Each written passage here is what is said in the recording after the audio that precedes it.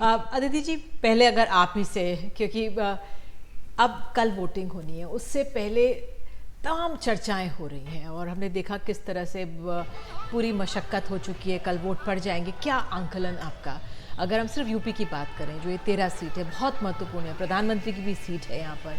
हालांकि प्रधानमंत्री मेडिटेट कर रहे हैं, वो ध्यान लगाने चले गए, लेकिन क्या वहाँ से आपका आंकलन? हमको नहीं लगता है कि प्रधानमंत्री की सीट में कोई कोई स्थिति खराब है या कोई आशा के विपरीत कोई रिजल्ट आ सकता है, लेकिन और सीटों में निश्चित तौर पर थोड़ा सा खींचतान है। और बलिया की जो सीट है, नीरज शेखर जहाँ से लड़ रहे हैं, वहाँ पर भी बहुत सारे सवालिया निशान हैं।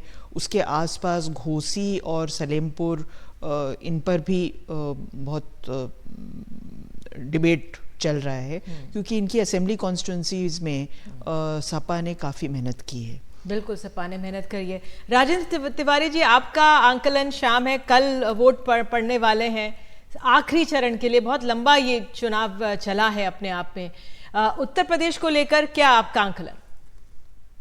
पहले तो मैं ये कहूंगा कि ये चरण भारतीय जनता पार्टी के लिए खास तौर पर एक अलग तरह का चरण है, क्योंकि पहला चरण जिस तरह से था, जिसमें भारतीय जनता पार्टी की सीटें 50% से कम थी, ये चरण भी वैसा ही है जिसमें भारतीय जनता पार्टी की सीटें, जिन सीटों पर चुनाव हो रहे हैं, उसमें 50% से कम है।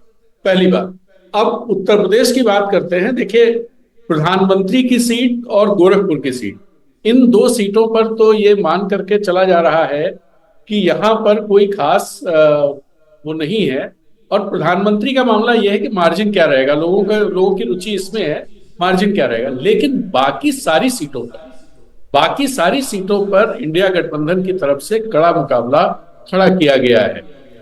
आप वाराणसी के चारों तरफ की सीटें देखिए, चाहे वो मिर्जापुर हो, चाहे वो घोसी हो, चाहे गाजीपुर हो, चंदौली हो, सलेमपुर हो, बलिया हो, ये सारी सीटों पर मुकाबला दिखाई दे रहा है। और आसान नहीं है कि ये कहा जा सके कि भारतीय जनता पार्टी आसानी से सीटें निकाल लेगी। जी बिल्कुल।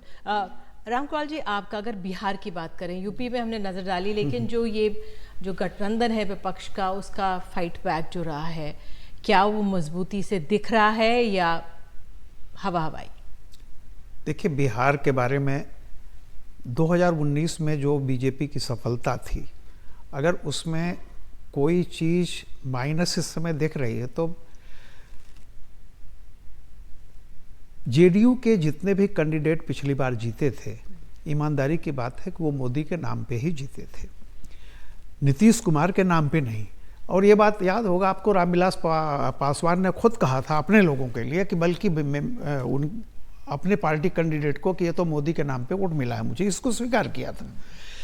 इस बार स्थिति अगर तो मोदी के नाम पे वोट मिलेगा तब तो है, वरना मुझे ऐसा लगता है कि नीतीश कुमार के वो सारे जो कैंडिडेट रिपीट हुए हैं, मुझे ऐसा कहीं लगता है कि वो लाइबिलिटी न साबित हो।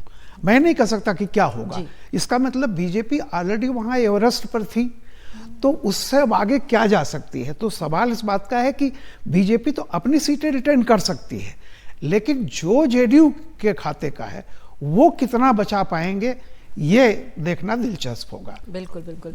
चलिए एक ब्रेक ले लेते हैं, ब्रेक के बाद हम पंजाब और हिमाचल का रुख करेंगे, लौटते हैं ब्रेक के बाद।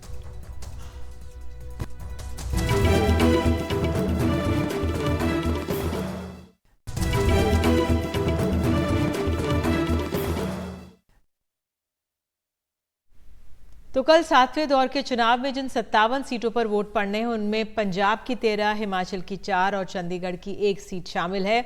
तो हमारे सहयोगी गुरप्रीत सिंह चंडीगढ़ से, बीडी शर्मा शिमला से और नीता शर्मा मंडी से आपको जानकारी भेज रही हैं। आइए पहले इनको सुन लेते हैं। पंजाब में वोटिंग हो रही है और पंजाब में 13 की 13 सीट पे पहली बार बीजेपी ने एक्सपेरिमेंट किया है कि इंडिपेंडेंटली अपने कैंडिडेट खड़े किए हैं। तो पंजाब की अगर बात करें तो 4 कॉर्नर कॉन्टेस्ट है यहाँ पे, क्योंकि आम आदमी पार्टी का पंजाब में अलाइंस नहीं है कांग्रेस के साथ, और आम आदमी पार्टी के अलावा कांग्रेस, बीजेपी एंड श्रोमणी अकाली दल। जलंधर की बात करें तो वहाँ पे पूर्व मुख्यमंत्री चरणजीत सिंह चन्नी को कांग्रेस ने उतारा है, और उन्हें लगता है कि शायद वहाँ से जो दलित वोट बैंक है फॉर्मर चीफ मिनिस्टर के कारण उनको वो वोट बैंक मिल सके। वहीं पटियाले की बात करें तो महारानी प्रनीत कौर लगातार वहाँ से एमपी बनते आए, लेकिन वो कांग्रेस पार्टी से बनते आए, पहली बार बीजेपी से वो इलेक्शन लड़ने जा रहे हैं। अगर हिमाचल प्रदेश की हमीरपुर कॉन्स्टिट्यूंसी से बात करें तो वहाँ पे जो former union minister Anurag Thakur लड़ रहे हैं, और उनके पास जो उनकी स्ट्रेंथ है, कई बार यहाँ से इलेक्शन लड़के कई बार जीत चुके हैं, लेकिन वहीं कांग्रेस रूल कर रही है। तो कांग्रेस को कहीं ना कहीं लग रहा है कि हम जो डेवलपमेंट मॉडल यहाँ पे दिया है उसको देखते शायद कांग्रेस भी वहाँ पे दावा कर रही है कि बार बार हमारे डेवलपमेंट जो मुद्दे थे उनको लेके लोग उनको वोट देंगे। लेकिन ये सारी बातों की पुष्टि तब होगी जब रिजल्ट्स आएगा। देखते हैं कि वोटिंग के बाद कौन सी रैली, कौन सा रोड शो वोट को कन्वर्ट करता है। कैमरामैन राजेश के साथ गुरप्रीत सिंह चीना फॉर NDTV चंडीगढ़। 7वें और अंतिम चरण में हिमाचल प्रदेश में 4 लोकसभा सीटों पर कल मतदान होगा। 7,992 मतदान केंद्र बनाए गए हैं, और हिमाचल प्रदेश में 4 लोकसभा सीटों की बात करूं तो मंडी, कांगड़ा, हमीरपुर और शिमला है।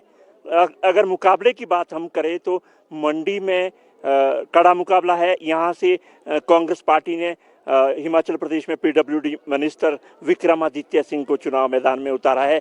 उनके सामने कंगना रनौत है, भारतीय जनता पार्टी की उम्मीदवार, एक्ट्रेस है। कड़ा मुकाबला इस सीट पर है। अगर इस सीट की बैकग्राउंड की मैं बात करूं तो यहाँ से जो है 3 बार पूर्व मुख्यमंत्री वीरभद्र सिंह, 3 बार प्रतिभा सिंह जो पूर्व मुख्यमंत्री वीरभद्र सिंह की धर्मपत्नी है और विक्रमादित्य सिंह की माताजी है, उन्होंने चुनाव लड़ा है, और इस बार यहाँ से विक्रमादित्य सिंह को कांग्रेस ने उम्मीदवार बनाया है। सामने एक्ट्रेस है, हालांकि बीजेपी ने टिकट बदला है।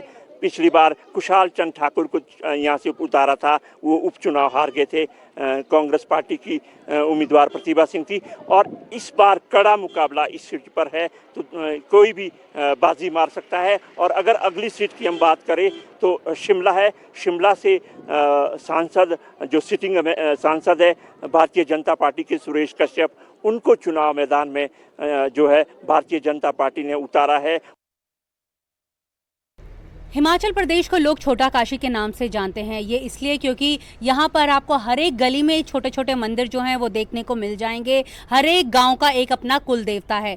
तो जो छोटा काशी है वो 1 जून को अपने लोकसभा के लिए अपने उम्मीदवार चुनेगा। 4 सीट्स पर ये जो है इलेक्शंस हो रहे हैं। बीजेपी हैट्रिक की उम्मीद कर रही है, क्योंकि उसको मानना है कि 2014 और 2019 में उसने 4 सीट्स जो हैं वो जीती थी। उस दूसरी तरफ जो कांग्रेस है उसका कहना है कि जिस तरह से विधानसभा चुनावों में कांग्रेस ने एक अच्छी पकड़ बनाई थी विधानसभा क्षेत्रों में, उसका फल जो है अब उसे लोकसभा चुनावों में भी मिलेगा। यहाँ पर काफ़ी सारे स्टार कैंडिडेट्स जो हैं वो चुनाव लड़ रहे हैं। उनमें सबसे बड़ा जो एक चेहरा है वो है क्वीन ऑफ बॉलीवुड यानी कंगना रनौत, जो यहाँ से मंडी से चुनाव लड़ रही हैं भारतीय जनता पार्टी के टिकट पर। उनके खिलाफ जो हैं वो रॉयल फैमिली से जो बिलोंग करते हैं विक्रमादित्य सिंह, जो वो कंटेस्ट कर रहे हैं।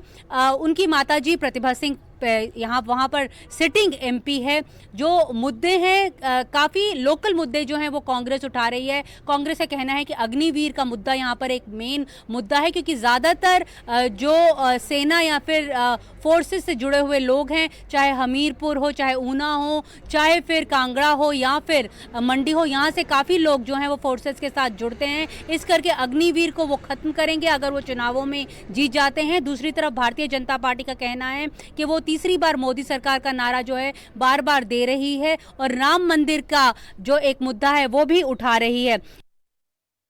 तो अदिति जी, अगर मंडी की सीट बहुत दिलचस्प बन गई है और प्रतिष्ठा की भी सीट बन गई है, किस तरह से ये एक फोकस एरिया रहेगा? क्योंकि जो 4 सीट हैं अभी तक, जिस तरह से नीता बता ही रही थी, लगातार बीजेपी जीतती आई है, लेकिन क्या मंडी में कुछ बदल सकता है?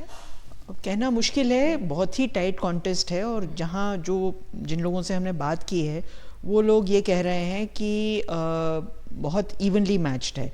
एक तरफ है राजा बुशहर जो कि एक पूरी डायनेस्टी है और मंडी से वो परंपरागत वहीं से जीतते चले आए हैं, और दूसरी तरफ है एक कॉमनर लेकिन हिमाचल की लड़की, और भाजपा का तो वैसे भी दबदबा रहा है पहले भी।